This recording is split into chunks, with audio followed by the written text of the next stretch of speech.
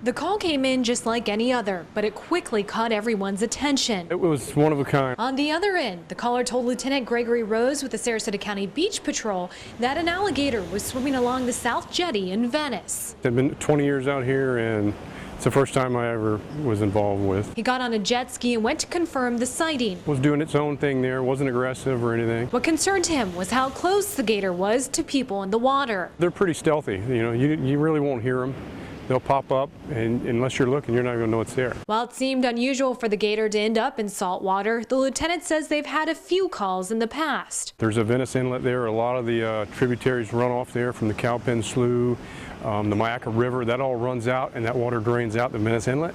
So there can be alligators out there in the waters. The FWC was called and a trapper came out. He hooked it with a fishing pole and a treble hook, and then started pulling him out to sea. Lieutenant Rose stepped in and threw the trapper on the back of his jet ski. The gator didn't come easy. It took the trapper about 3 hours and several tries before he could get the gator out of the water and up to shore. He hooked it, and we only had about 8 feet standoff distance at that point.